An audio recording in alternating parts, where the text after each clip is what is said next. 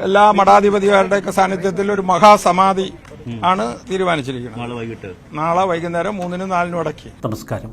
മലയാളി വാർത്ത ഇൻസൈഡിലേക്ക് സ്വാഗതം. നെയ്യാറ്റിൻകര ഗോപൻസ്വാമിയുടെ മഹാസമാധി നാളെ ഉച്ചകഴിഞ്ഞാവും മഹാസമാധി എന്ന് വിഷ്ണുപുരം ചന്ദ്രശേഖരൻ മാധ്യമപ്രവർത്തകരോട് പറഞ്ഞു. VSDP ചെയർമാനാണ് വിഷ്ണുപുരം ചന്ദ്രശേഖരൻ. നാളെ 3-നും 4-നും ഇടയ്ക്ക് എല്ലാ മഠാധിപതിമാരുടെയൊക്കെ സാന്നിധ്യത്തിൽ ഒരു മഹാസമാധി ആണ് തീരുമാനിച്ചിരിക്കുന്നത്. നാളെ വൈകുന്നേരം 3-നും 4-നും ഇടയ്ക്ക്. ഇവിടുന്ന് നിംസിൽ വയ്ക്കുമെന്ന് നാളെ നമ്മൾ ഇത് ചെയ്യും. വലിയ ചടങ്ങാണ്. ആചാരപ്രകാരം ഒരു സാധുവിന് കിട്ടിയ അവഹേളന ഈ ജനസമൂഹം ഒന്നിച്ച് ഏറ്റുവാങ്ങി അത് അദ്ദേഹത്തിന് മാന്യമായ ഒരു അംഗീകാരം കൊടുക്കുന്ന രീതിയിലുള്ള വലിയ ചടങ്ങാണ് പ്ലാൻ ചെയ്തത്. ഡോക്ടർമാരുമായി സംസാരിച്ചാണ് അത് പോലീസ് പറഞ്ഞാണ് സ്വാഭാവികം? അല്ല, സ്വാഭാവികം എന്നുള്ളത് പോലീസും ഡോക്ടറും പറഞ്ഞ തന്നെ. ഇനി അതിന്റെ മറ്റു പരിശോധനകളൊക്കെ സ്വാഭാവികമായിട്ട് കാണുമല്ലോ. മഹാസമിതിക്ക് വേണ്ടി ഒരുക്കങ്ങൾ തുടങ്ങിയെന്ന് ഹിന്ദു ഐക്യവേദിയും പ്രഖ്യാപിച്ചു. കുടുംബം മഹാസമിതിക്ക് വേണ്ടിയുള്ള ഒരുക്കങ്ങൾ ആരംഭിച്ചു. ഗോപൻസ്വാമിയുടെ മക്കളും ബന്ധുക്കളുമൊക്കെ ഇതിനുവേണ്ട ക്രമീകരണങ്ങൾ ആരംഭിച്ചുവെന്നാണ് പുറത്തുവരുന്ന വാർത്തകൾ.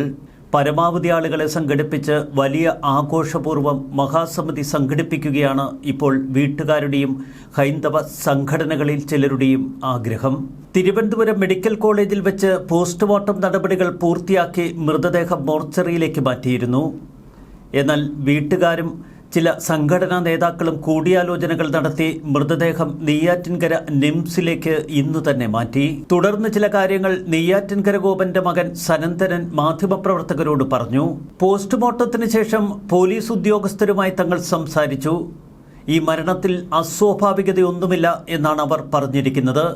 അതുകൊണ്ട് തന്നെ മൃതദേഹം നാളെ മഹാസമാധിയായി വലിയ ചടങ്ങുകളോടെയാവും സംസ്കരിക്കുക. കൂടുതൽ വിശദീകരണം ഇതു സംബന്ധിച്ച് നൽകിയത് വിഷ്ണുപുരം ചന്ദ്രശേഖരനാണ്. ആദ്യ ദിനം തന്നെ വീട്ടുകാർക്ക് പൂർണ്ണ പിന്തുണയുമായി VSDP സ്ഥലത്തെത്തിയിരുന്നു. നെയ്യാറ്റിൻകര ഗോപന്റെ പ്രാഥമിക പോസ്റ്റ്മോർട്ടം റിപ്പോർട്ട് പുറത്തുവന്നതിന് തൊട്ടു പിന്നാലെയാണ് ഇപ്പോൾ ഇത്തരത്തിലുള്ള പ്രതികരണങ്ങൾ. പിതാവിന്റെ മരണവുമായി ബന്ധപ്പെട്ട് അധിക്ഷേപ വാർത്തകൾ നൽകിയവർക്കെതിരെ, അധിക്ഷേപ കുറിപ്പുകൾ ഇട്ടവർക്കെതിരെ നിയമ നടപടികൾ സ്വീകരിക്കുമെന്നാണ് അദ്ദേഹത്തിന്റെ മകൻ സനന്ദനൻ പറയുന്നത്. അനാവശ്യ പരാതികൾ നൽകി കുടുംബത്തെ അപകീർത്തിപ്പെടുത്തിയവർക്കെതിരെ നിയമ നടപടികൾ സ്വീകരിക്കും. ഫോറൻസിക് പരിശോധനാ ഫലം കൂടി പുറത്തുവരേണ്ടതുണ്ട്. ശരീരഭാഗങ്ങളുടെ ശാസ്ത്രീയ പരിശോധനാ വിവരങ്ങളാണ് ഇനി പുറത്തുവരാനുള്ളത്. കല്ലറയിൽ നടന്ന പ്രാരംഭ പരിശോധനകളിലും തുടർന്ന് നടത്തിയ ഇൻക്വസ്റ്റ് നടപടികളിലുമൊന്നും യാതൊരുവിധ ദുരൂഹതകളും കണ്ടെത്താൻ കഴിഞ്ഞില്ല. പിന്നീട് തിരുവനന്തപുരം മെഡിക്കൽ കോളേജിൽ വെച്ച് നടന്ന പോസ്റ്റ്മോർട്ടത്തിലും ദുരൂഹതകളൊന്നും ആരോപിക്കുന്നില്ല. ഇതുവരെ പോലീസും ഡോക്ടർമാരുമൊക്കെ നടത്തുന്നത് ഇതൊരു സ്വാഭാവിക മരണം എന്ന നിലയിലുള്ള പ്രതികരണങ്ങളാണ്. ഫോറൻസിക് പരിശോധനയിലും മറ്റു ദുരൂഹതകൾ ഉയർന്നു വരുന്നില്ല എങ്കിൽ നെയ്യാറ്റിൻകര ഗോപന്റേത് ഒരു സ്വാഭാവിക മരണം എന്ന വിധിയെഴുത്തലാകും അധികൃതർ നടത്തുക. ഇവിടെ ഏറെ ശ്രദ്ധേയമാകുന്നത് വീട്ടുകാർ തുടക്കം മുതൽ പറഞ്ഞ ചില കാര്യങ്ങൾ തന്നെയാണ്. നെയ്യാറ്റിൻകര ഗോപൻ സമാധിയായി എന്ന പോസ്റ്റർ നാട്ടിൽ പ്രത്യക്ഷപ്പെട്ടതിന് പിന്നാലെ അയൽക്കാരായ ചിലരുടെ പരാതികൾ. നെയ്യാറ്റിൻകര ഗോപനെ കാണാനില്ല എന്ന പരാതിയിന്മേലാണ് പോലീസ് കേസന്വേഷണം തുടങ്ങിയത്. തുടർന്ന് വീട്ടുകാർ നടത്തിയ ചില പ്രതികരണങ്ങളിൽ വലിയ വൈരുദ്ധ്യങ്ങൾ. സാമാന്യയുക്തിക്ക് നിരക്കാത്ത സമാധി കഥ അവർ പറഞ്ഞതോടെ സമൂഹ മാധ്യമങ്ങളും മുഖ്യധാരാ മാധ്യമങ്ങളുമൊക്കെ ഇത് ഏറ്റെടുത്തു. തുടർന്ന് വലിയ കോലാഹലമാണ് കേരളത്തിൽ ഉയർന്നത്. അച്ഛൻ സമാധിയായി എന്നും അതിന്റെ വിശദാംശങ്ങൾ ഇങ്ങനെയാണ് എന്നുമൊക്കെ പറഞ്ഞ് വീട്ടുകാർ രംഗത്തെത്തി. ഇളയ മകൻ രാജസേനന്റെ വെളിപ്പെടുത്തലുകൾ ഒട്ടും വിശ്വസിക്കത്തക്ക നിലയിലായിരുന്നില്ല. അതുകൊണ്ട് തന്നെ തുടക്കം മുതൽ സംശയങ്ങൾ ഉയർന്നു. നടന്നു ചെന്ന് സമാധി പീഠത്തിലിരുന്ന് അരമണിക്കൂറിനുള്ളിൽ സമാധിയായി എന്നും അച്ഛന്റെ ആത്മാവ് ഉയർന്നു പോകുന്നത് താൻ കണ്ടുവെന്നുമൊക്കെ രാജസേനൻ മാധ്യമപ്രവർത്തകരോട് പറഞ്ഞപ്പോൾ ജനങ്ങൾ അന്താളിച്ചു പോയി. തൊട്ടു പിന്നാലെ രാജസേനന്റെ മറ്റു ചില വെളിപ്പെടുത്തലുകൾ കൂടി വന്നു. അച്ഛന്റെ ആത്മാവ് കൈലാസത്തിലേക്ക് പോകുന്നത് താൻ കണ്ടുവെന്നൊക്കെയാണ് രാജസേനൻ പറഞ്ഞത്. നെയ്യാറ്റിൻകര ഗോപൻസ്വാമിയുടെ സമാധിയുമായി ബന്ധപ്പെട്ട മറ്റു ചില വിശദീകരണങ്ങളിലും ജനങ്ങൾ സംശയിച്ചു. തുടക്കം മുതൽ കുടുംബം ഇക്കാര്യത്തിൽ ഒരേ നിലപാട് പുലർത്തി എന്നതാണ് ഇവിടെ ശ്രദ്ധേയം. നെയ്യാറ്റിൻകര ഗോപൻസ്വാമിയുടെ ഭാര്യയും 2 ആൺമക്കളും തുടക്കം മുതൽ ഇത് സമാധിയാണ് എന്നുറപ്പിച്ചു പറഞ്ഞു. സമാധി വിവരങ്ങളൊക്കെ അച്ഛൻ നേരത്തെ തന്നെ തങ്ങളോട് പറഞ്ഞിരുന്നുവത്രേ. കുടുംബത്തിന് ഐക്യദാർഢ്യം പ്രകടിപ്പിച്ചുകൊണ്ട് ഹിന്ദു ഐക്യവേദിയും തൊട്ടുപിന്നാലെ VSDPയും കളത്തിലിറങ്ങി. എന്നാൽ ആദ്യ ദിനം എല്ലാം കൈവിട്ടു പോയതോടെ ഈ സംഘടനകൾ അല്പമൊന്ന് പിന്നോക്കം വലിഞ്ഞു. കല്ലറ പൊളിക്കാൻ അനുവദിക്കരുത് എന്നാവശ്യപ്പെട്ടുകൊണ്ട് നെയ്യാറ്റിൻകര ഗോപൻസ്വാമിയുടെ ബന്ധുക്കൾ തുടർന്ന് ഹൈക്കോടതിയെ സമീപിക്കുന്നു. മരണ സർട്ടിഫിക്കറ്റ് എവിടെ എന്ന ചോദ്യം ഹൈക്കോടതി ഉയർത്തിയതോടെ മറ്റൊരു തലത്തിലേക്ക് പിന്നീട് വിവാദങ്ങൾ വളർന്നു.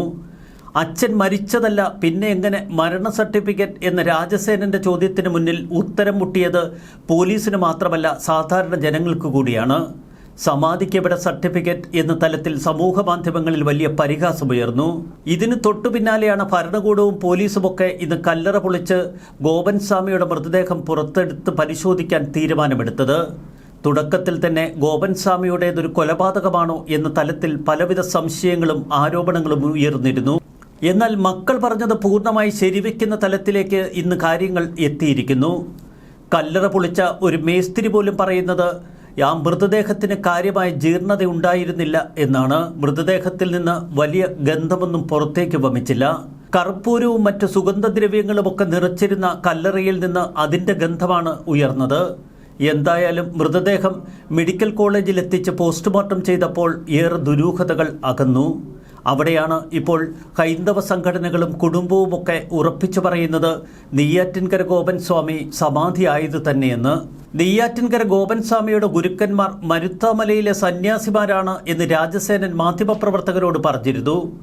നാളെ മരുത്വാമലയിലെ സന്യാസിമാരടക്കം ഈ മഹാസമാധിയിൽ പങ്കെടുക്കുമെന്നാണ് കുടുംബം പറയുന്നത്.